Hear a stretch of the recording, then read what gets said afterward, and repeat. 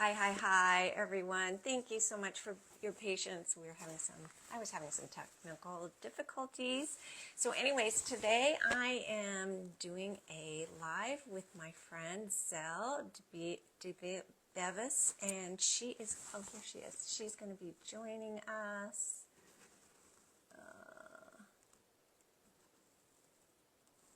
I think she's in. Are you in, Zell? Let's see, go live. We are going to be talking about passion versus calling. So I think she's in. Zell, are you in? Perfect. Yay. Okay. Yes, I'm so sorry for that technical difficulties. So, technology is great when it works, and when it doesn't, it really is it does awful. not. Yeah. Exactly. Can you hear me okay? Yes. There's no goal to the conversation. Right. The closest we can come up with. Oh, All right.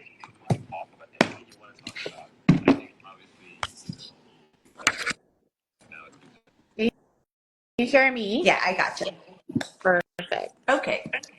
So for those of you who are joining, Zell is a certified coach, and she is the founder and CEO of Nara Coaching. And so today we're going to be talking about passion versus calling and the difference about it. And so I'm going to let Zell introduce herself to you guys and tell you about her fantastic career.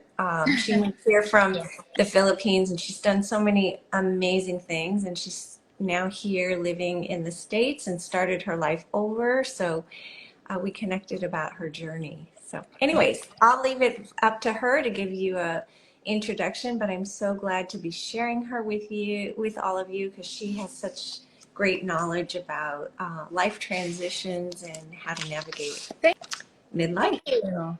Thank you, Anne. So I'm so glad to be here with Anne. And when Anne asked me what could be a good topic to talk about, I said it's trying to find your calling. So, like what Anne said, I'm a certified life coach. So I've been focusing also in transformation coaching. So this calling of as a topic is very close to me because my whole journey, how I became a coach, was in fact a calling for me.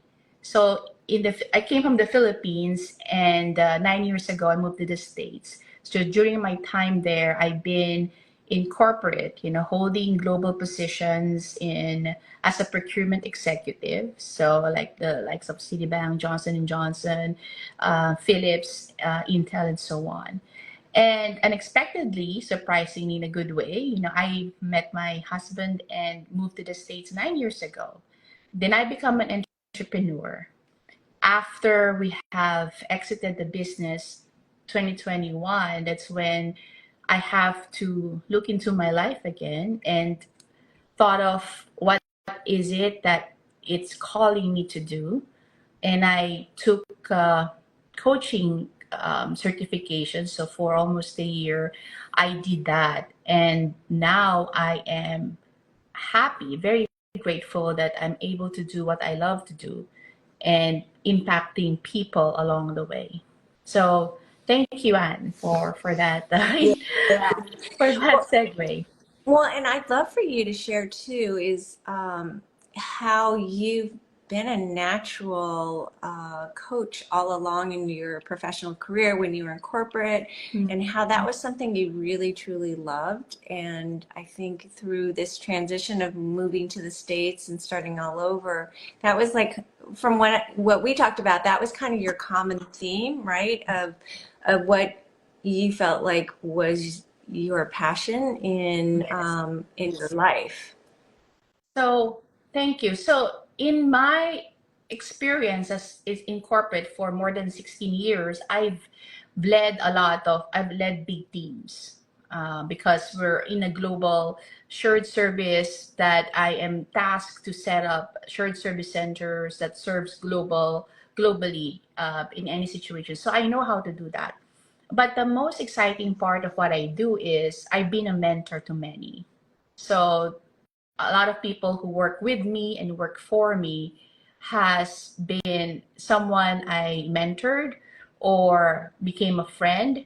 And in that, when they learned about me being a coach, they said it all makes a lot of sense because I just love the fact that I was able to give an impact, and they bring with them that feeling even up to now. So that led me to form Nara Coaching because I've seen a lot of people like my own story, and where I've transitioned here in the States 9 years ago, left my family and close friends and networks and the things that I know how to do when I was in corporate back in the Philippines, came here and I felt like have to start over. So the whole transitioning was a moment for me to really look into what do I have now that I can bring here and find again what I would love to do and what is it going to be an impact for others. So it's not an easy process, but that led me to form Narrow Coaching because that's what we want to help people with. I want to help others to try to find what is it that they want. They know what they want to happen to their life, but they get overwhelmed with changes, Right. and they don't know how to align again with their goals or with their dreams. So, and like what I said, my own story has become a testimony to that, and I am grateful to be helping a lot of people in that journey. Oh, that's so beautiful. So what do you like? How do you navigate that? You're going through a major life transition. You're hearing like all this noise and so much is coming at you. It's like, how did you drill down to figure out what was your common theme of what you wanted to pursue for your next chapter? Yeah, so calling, when we talk about calling, like how do I know my calling is, anyone, it's always a difficult path, right? It intersects with many things. And you can always see that there's no clear-cut destinations, whether we say we are in our right calling. But in my experience, and like what I said, that when I came here, I don't know what I can do. So calling for me, I started with finding out what really am I passionate about. I'm passionate about um, talk mentoring. I'm passionate about knowing people's stories. And then coupled with that, I put in like, what are my strengths? What are my skills? Knowing what I can do. My skill is talking to people. My skill is intuitively knowing people, and authentically wanted to know how I can help.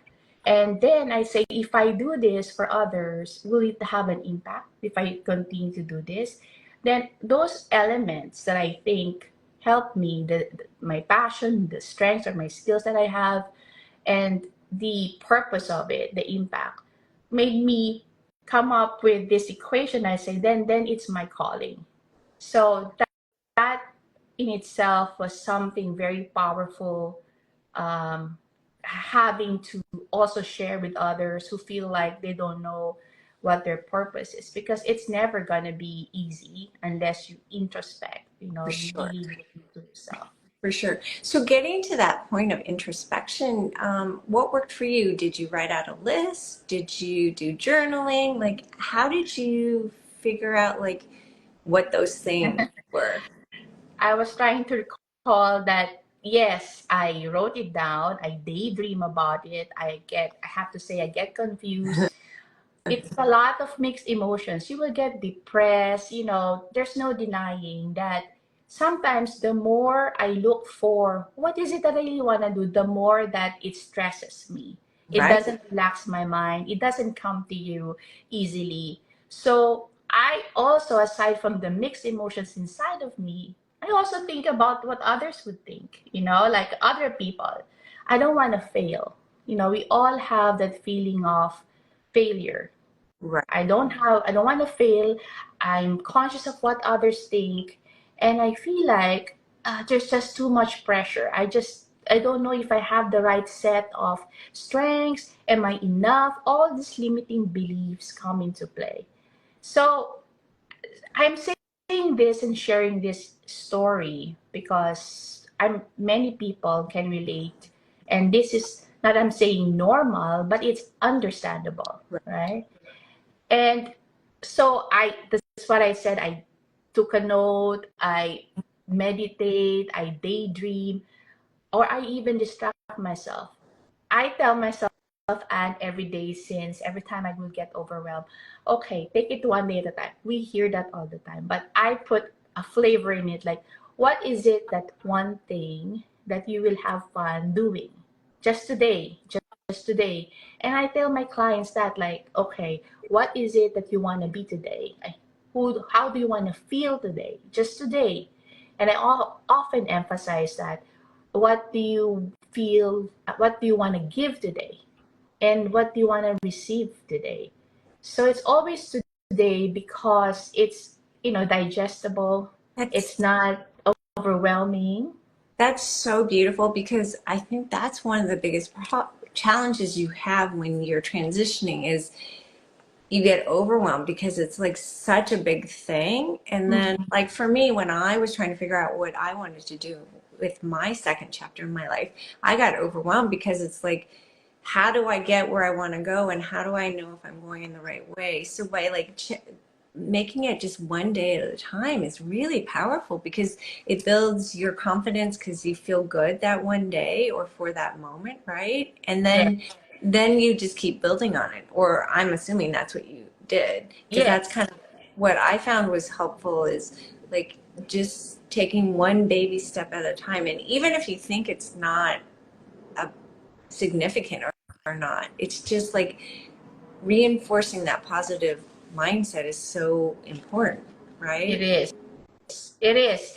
And one of the things that I say, I've observed, and with all the many readings I've had, and I'm sure you do too, that though theoretically, we can say, okay, calling is a passion and a skill and then a purpose, right? That's calling. We hear that all the time. We can Google about it. We can even read it in books.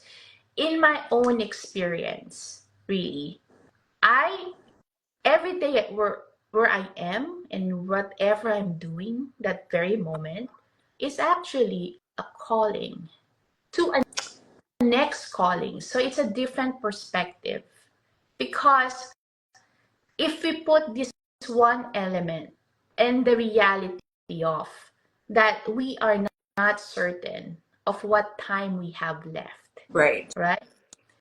Would you ask yourself that I should seek for my calling, and until then I know I am going to be happy, or I found my calling, or you have checked the mark, right? But everywhere is a calling. Even if I think you are in a what you think in a place or in a job or in a relationship where it's not ideal at all, it's difficult, right? It's not your dream job, dream career, but you can look at it, what is calling for you then? I did say it's a combination of uh, what you're passionate about and what your skills are. But how do you develop your skills if you haven't been in any situation that, because we heard all the time, it's only fail or win or fail, win or learn. There's Right. no failure. So Right. you learn and beef up that muscle for whatever skill you will get out of, and then realize that eventually, hey, I'm glad I did that, because now I understood what I want, and what I'm doing right now is a product of all those. But at that time, you may not see that as a calling. It's true. It's so Mhm. true. It's so true. And I love what you just said. It's not success or fail. It's success or learning, because I know for me, I have this fear of failure, right? And it has such a negative connotation. You know, failure, like it holds me back, that I don't want to try something. Whereas if you look at it from what you're saying, the point of view of learning, it's always like we always learn something. and it isn't a failure because you learn something and you grow from it. That's Right. right.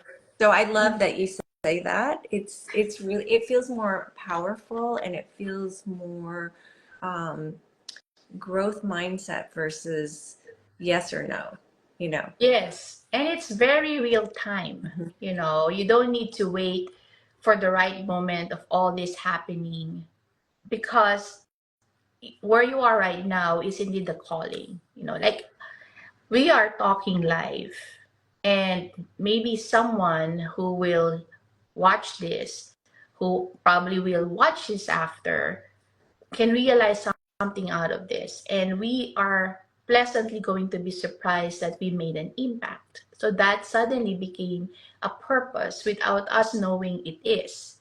But we hope so, right? And we are developing a skill of conversing live. You know, with the many things that Anne and I would talk about, food is just one of the many special things we share together, you and I.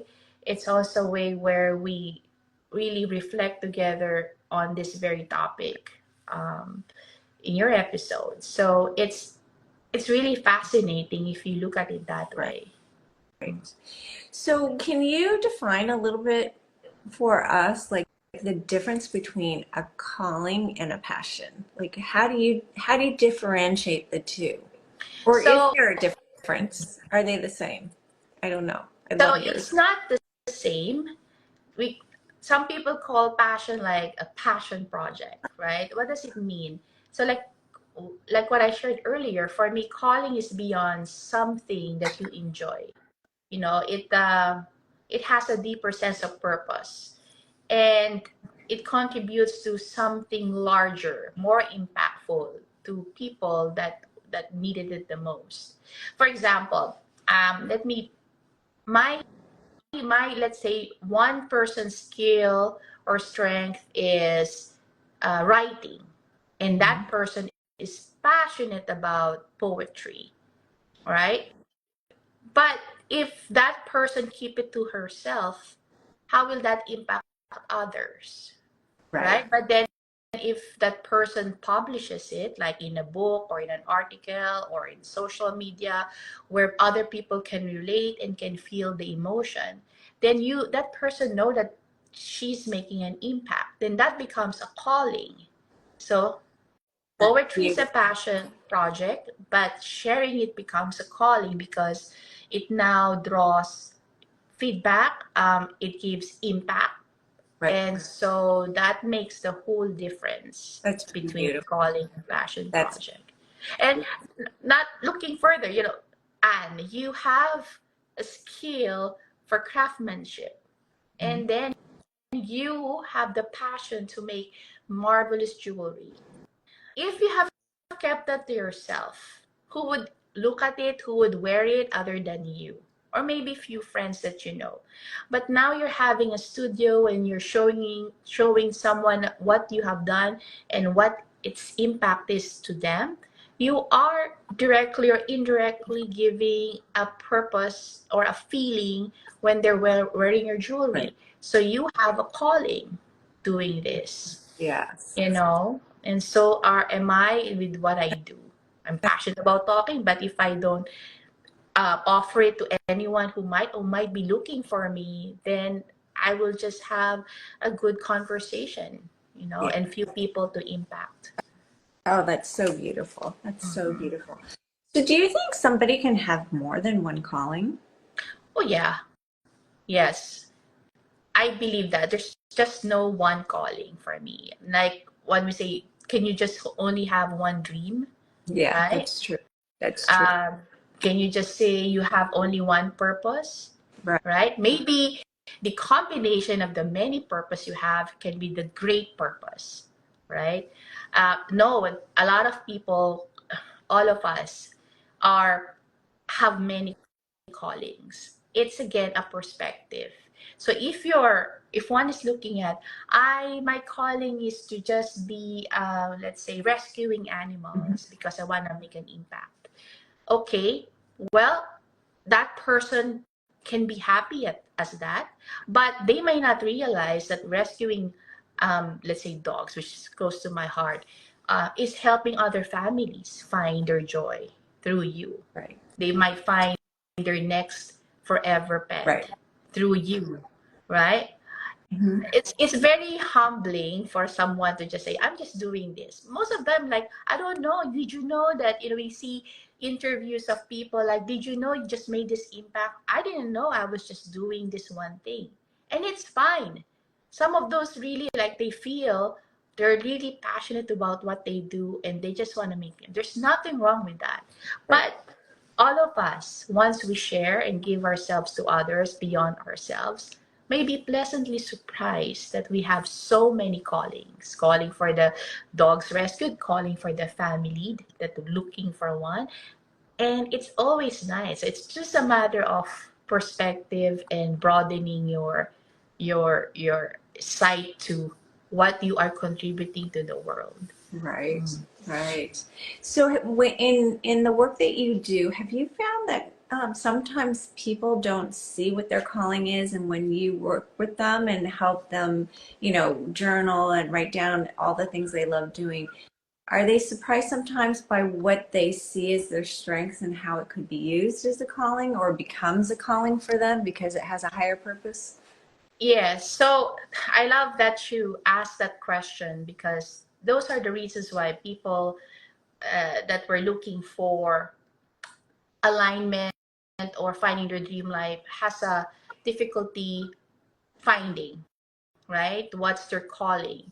And that's where a coach like me come in, that we come in a way where, look, you may have it, you just didn't have a perspective that you do. Right. So I often ask my clients, like, what are your values? Those were always my first set of questions. It's when they value something that you turn to, like, take out the layer one by one and see and let them, like a mirror, show to them, like, look, you have this value. What is your perspective of this value? What does it mean for you? How do you show up for this value?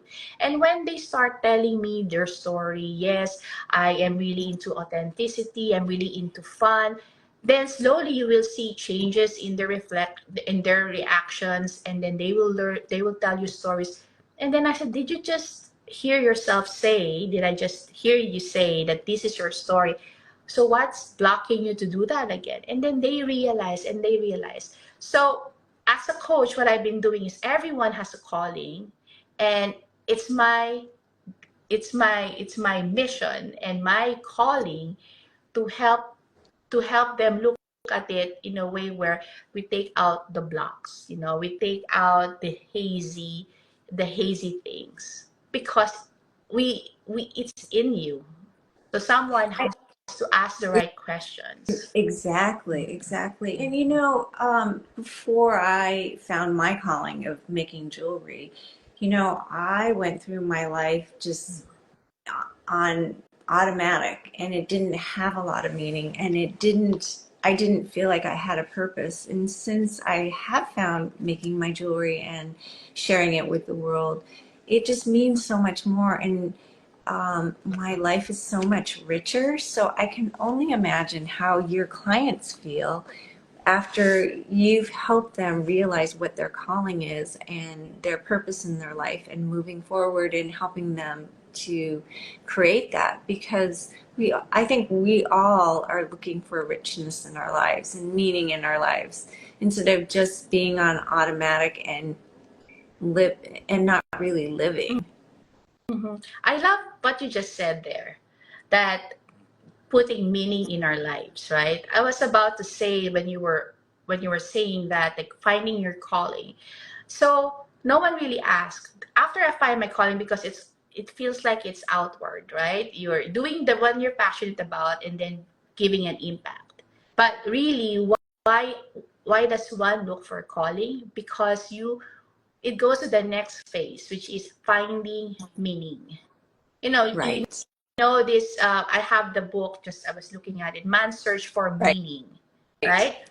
And we know that Viktor Frankl say that. The famous book, meaning for me now, as we are talking right now, Anne, is actually, in my own point of view, it's the next phase to calling. Once you know your calling and you do that and you make the impact, it gives you meaning. Yes. But Yes. if you just say, well, find my meaning, I need to find meaning, and you don't know the steps, like what's your passion, your skill, and your purpose, and therefore your calling, you will not find the meaning of it all, Right. right? Yeah. And Isn't it fascinating? it's so fascinating. And I think what you said earlier is really, really important to remember for any of our listeners, is that really it takes a lot of introspection. And yes, you go through a lot of emotions, because I did go through a lot of emotions, and there were times that I self-doubted that I even had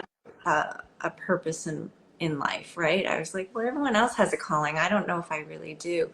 And it's a lot of those blocks, that I just put up that I didn't even realize were there. So I love that you help people remove those layers, and that you're honest about how hard it can be, because it really can be hard to look at yourself and see how you're holding yourself back. Or at least it was for me. Maybe that's not for everyone, but yeah, it was hard for me to look at, have a lot of self introspection. Right.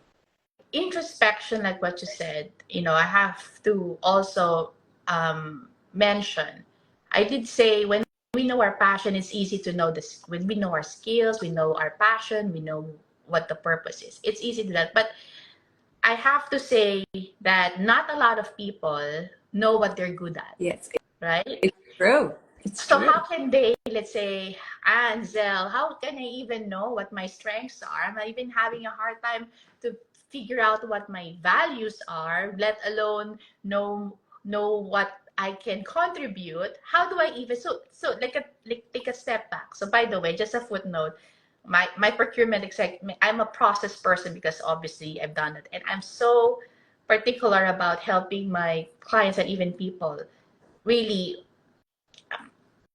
structure and compartmentalize things. So let's go back, right? Um, how do you then know what you're good at to even begin your calling? So Right. I'd say you have your limiting beliefs, like what you said. You have your imposter syndrome, you have your fears, and etc. I'd say every to clients, or to every people that talks to me about it, is first is, have you tried many opportunities? Like, did you try to do anything? May not be something you like.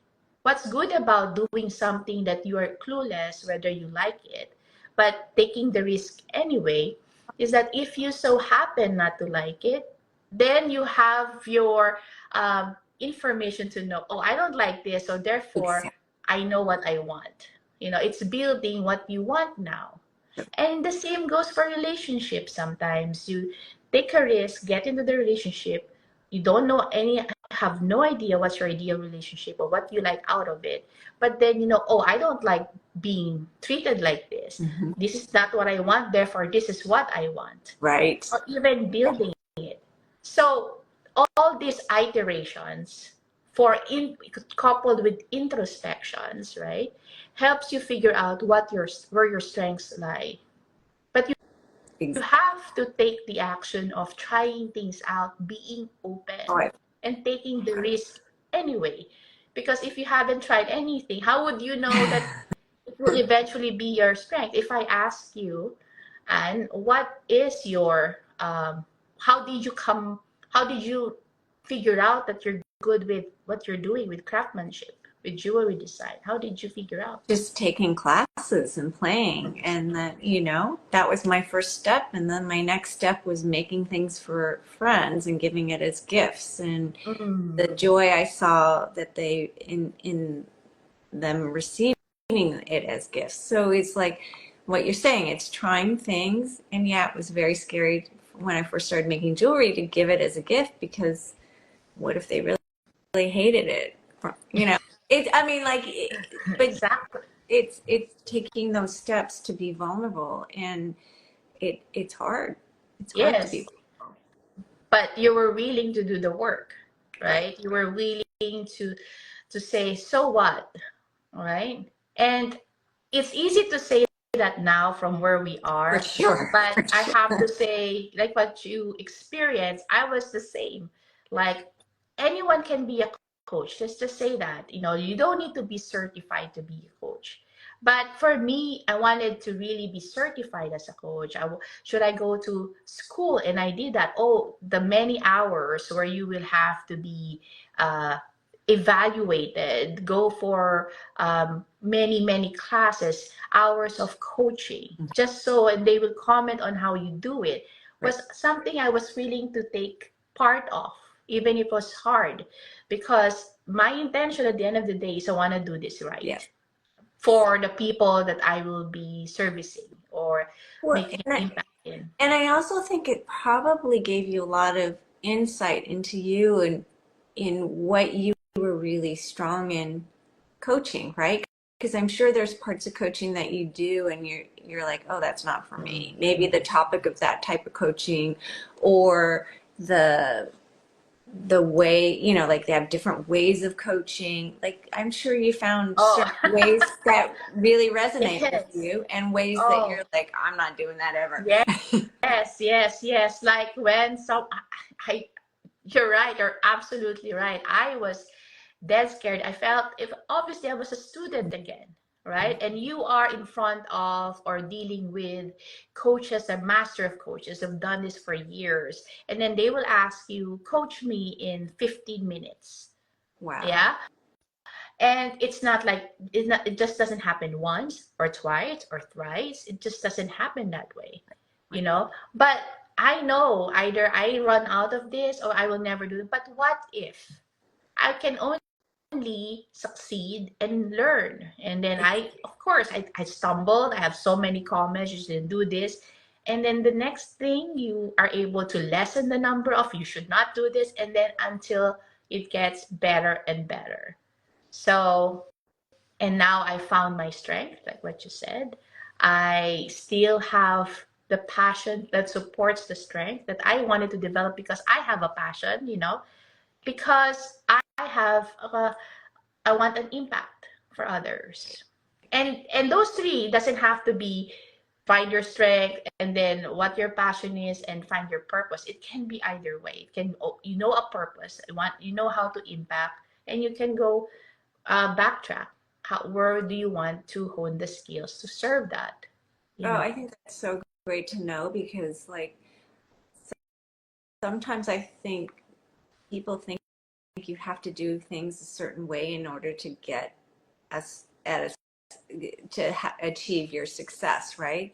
And it's that's refreshing to hear that if you know what your passion is, then you work backwards, or if you know what your strength is, then you explore other ways. So it's nice that it's a fluid way to find your calling, and that it's not like a cookie cutter assessment. And the and what will be the guiding for me, the guiding force of all these different elements, right? And this requires quite, again, an introspective, not just introspective, it is an intuition, trusting your gut. Yes. What is this telling me? Why do I feel like I want to do this? Why do I feel happy doing Right. this?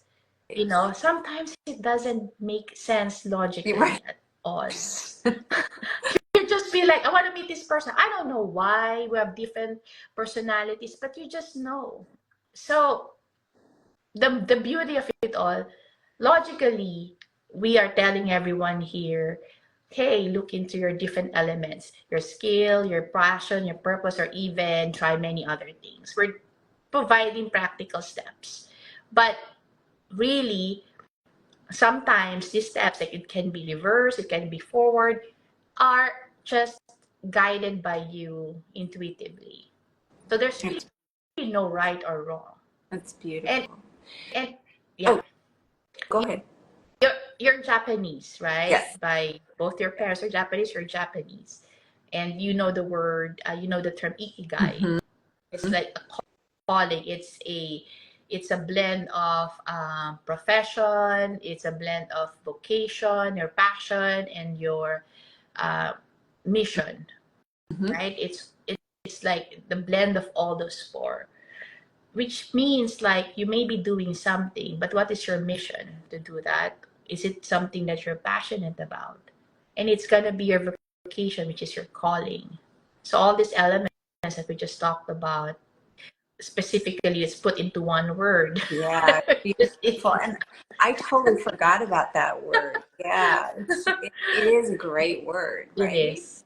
It really It is. is. Yeah. So, will you tell our listeners a little bit about like who is an ideal client of yours and who you feel like is your zone of genius? Mhm. My ideal client will be someone who, and this is looking at who I've worked with before and with my story as well. So my zone of genius has always been navigating changes. So that's why my company name was Nara Coaching, because there is a story in a story Huh? of any people, right? Because Nara is the Greek word. Aside from it's a Philippine national tree. So to pay homage to my country, apparently it's the same word. It's meant to be to tell a story from it's a Greek word. I didn't know about that. Oh, really? That's so cool. So now I didn't realize that narrative coaching is my approach ever since. I love asking stories about people, and that's where I get to see, hey, do you realize that your value is from this story that you have exuding these strengths, you know? And when people are very into their storytelling, they don't realize they're saying what their strengths are. Okay. So, but navigating any significant change are my zone of genius, because we have change all the time Right. and people get For overwhelmed. I sure. transition here in a new country, change. I move from corporate to entrepreneurship, a big change. Right. I married another person, a different culture, big change. Blended family, big change. And now I am an entrepreneur, now having to be another coach, another pivoting, a big change. Now, if I am not able to look into how this all means to me, I will be swallowed in the whole whirlpool of I'm so overwhelmed, I'm stuck, I'm so paralyzed. Right. And Right. like Exactly. what I said earlier, it's a matter of my purpose and my calling for doing this is to help them see for themselves that they have it all along. And it's not easy when you're in it because you have many blind sides. For sure. And I think that. I'm the same. I have a coach myself, so I believe in coaching the same way I would tell people like if you need guidance without someone telling you, hey, do this, do that, and do this, then you need a coach because you want someone to help you be accountable, have someone to guide you for clarity, someone to hold your hand as you discover who you are, because everyone has everything in themselves. It's just taking out the layers of limiting beliefs. We saw that fear, imposter syndrome. Yeah. Right. It's true. It's true. Oh, that's so Yeah. beautiful. That's so beautiful. So, is there anything else you'd love for our listeners to know about you or what you do? Yes, I am I'm a coach. I'm a certified life coach, and everyone watching, you can also visit my website. It's naracoaching.com.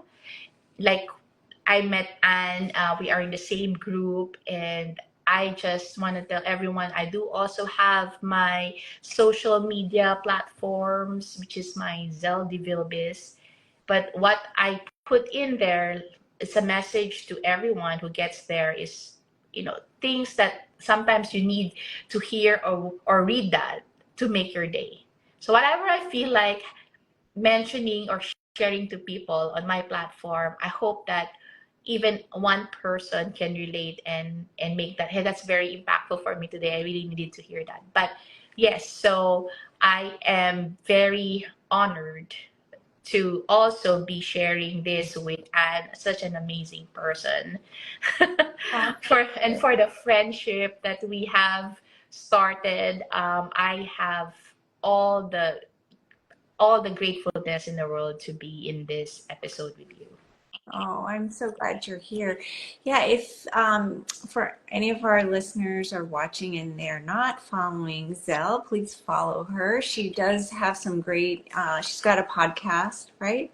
Oh, yes. She has Thank a you. podcast, and so she gives out lots of great advice. And it's always fun to pick up a tidbit here or there from you about Thank you. navigating life. And yeah, I'm just so glad. I'm so grateful for you and our friendship. It's been really fun getting to know you better and better every time we hang out. And I appreciate you coming on and sharing your time with me because time is money. So I really, really appreciate Of it. course. Thank you so much, Anne, for Oh my this. God, you're the best. You're the best. I think you said you might have something that a giveaway or a download for people if they joined Yes. you. So, as a gift to your audience, I came up with, I'm more than happy to send anyone who can DM me. Maybe someone can put a comment at Zell de Vilbis. Or DM you if anyone, you can forward it to Either me. me or you. Yeah, Yeah. DM calling, which is our topic, calling. And I am more than happy to share with them a downloadable worksheet that they can use if they want to be guided to finding their calling. Okay. I hope you can use that during your meditation, journaling session. It has helped some of my clients tremendously, and I am more than happy to Oh, share if that that's is, because that's part of my calling, to hopefully that would be impactful to anyone.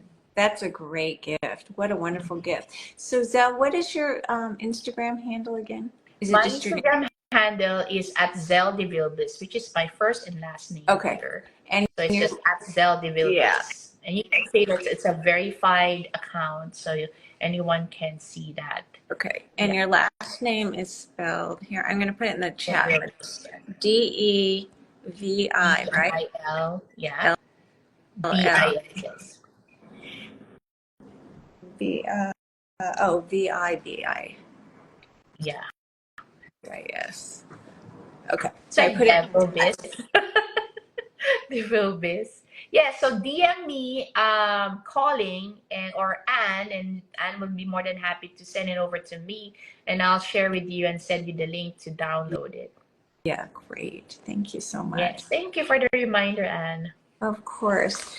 Well, I appreciate you so much. So I Me hope you too. have a fabulous rest of the day. You as well. Okay. Enjoy the rest of the week and happy Memorial Day. I know for sure. I realize it's I Memorial Day on Monday. know it's kind of crazy. And I'll see you soon, right? In Yes. June? Yes. Okay. Thank you. Yeah, I'm looking forward to that. Okay, Thank you bye. so much. Love you. Bye. Love you too. Bye-bye.